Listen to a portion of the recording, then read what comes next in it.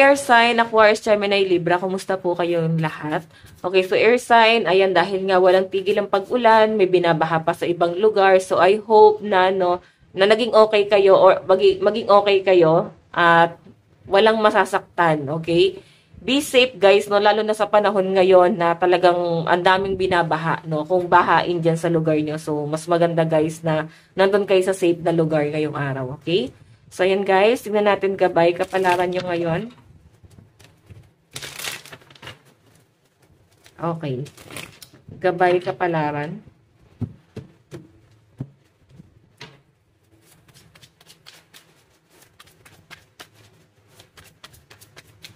So, guys, meron tayong 4 of Cups.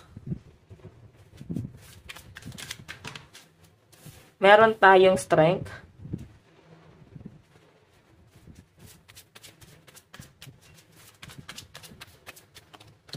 Meron tayong 7 of Wands. 7 of Wands. So, air sign. Nakikita ko sa inyo na itong mga nakaraang araw, grabe yung regret na naramdaman mo. Pero ngayon, I think, bigla ka guys nabubuhayan. Sabi ko sa inyo parang yung energy nyo guys, parang may pagka-bipolar. Pabago-bago talaga, no? So, ngayon guys, ngayong araw na to, sa nasasaga po air sign, parang nabubuhayan ka, game na game ka. Parang, alam mo yun, handang-handa ka sa hamon ng buhay ngayon. And sa pinapakita sa akin guys, parang nabubuhayan. Ganun yung na-feel ko sa inyo, no? Parang mabubuhayan ka raw ngayon na parang, sige, ibato nyo lang lahat sa akin yan, kakayanin ko yan. Okay, parang nabubuhayan ka rin, nabibigyan ka guys ng bagong pag-asa ngayon. Siguro may nangyari. Ayan o. Maaring meron surprise na dumating sa inyo. Nakatingin ka na kasi. Nung una parang pinagdadahan mo pa. Okay? Pinagdadahan mo pa to kung tatanggapin mo ba tong surprise na to. Pero I think guys, parang tinatanggap mo na siya. Okay? Ayan o. Negative outlook. Parang nung una parang feeling mo ay baka wala namang mangyari doon. Parang ayaw nyo na guys i-pursue. Ayaw nyo na guys tumanggap ng tulong. Parang duda nga kayo. Ayaw nyo guys maniwala, ganun. Pero I think, parang tinry mo na rin, tapos nakita mo na, ay, parang naging maganda yung pagsugal mo dun sa bagay na yon, okay? So, may nasa-sense ako dito, guys, gusto mo na talaga ng peace of mind ngayon. Okay? Parang nakikita ko sa inyo air sign, nai-stress ka sa isang tao. So, pinapakita sa akin dito, stress na stress yung energy mo. Ayan. Sige, tignan pa natin. Pwedeng hindi naman to guys sa isang tao, pwedeng sa ibang bagay. Okay, kung saan ka guys, pwedeng ma-stress ngayon. Pero I think parang ayaw nyo na guys, pansinin pa yon kasi masyadong negative So, nandun na kayo sa point na masyado kayo guys, magpo-focus talaga sa sa goal nyo sa buhay. Sabi ko nga sa inyo, nabubuhayan ka ngayong araw. Okay? Tignan pa natin.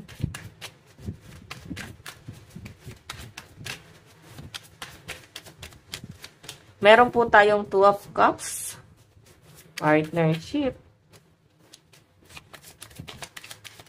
Oops.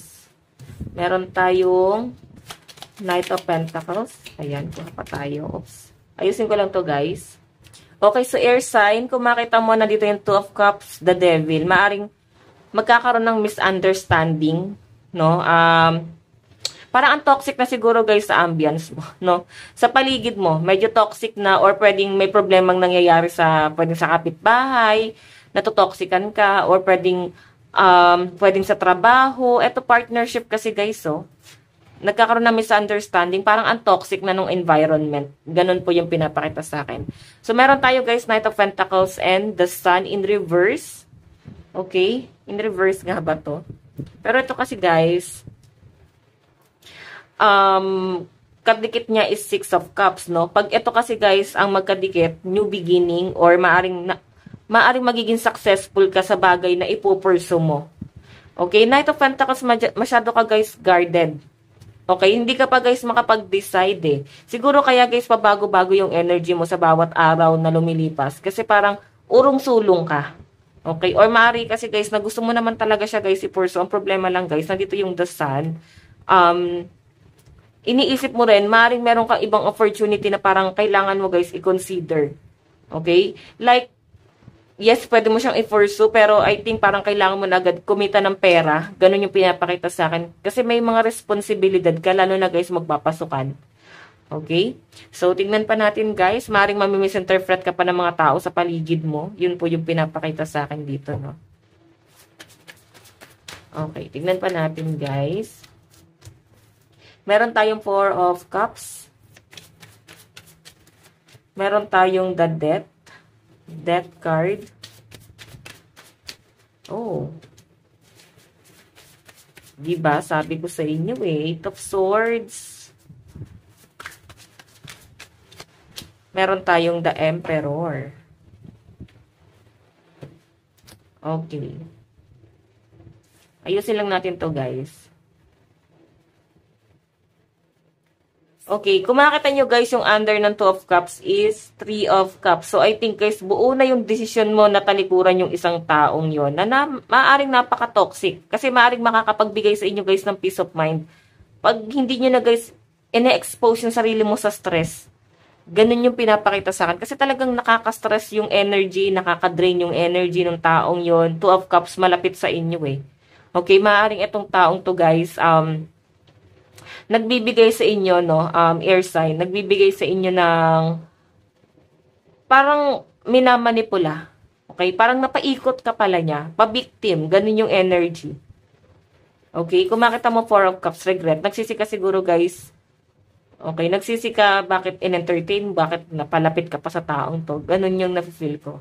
Okay? Meron tayo, guys, sa Devil and Death card. Kung may toxic na sitwasyon or nangyayari sa inyo, guys, ang sinasabi dyan, Death card, yung beginning na to.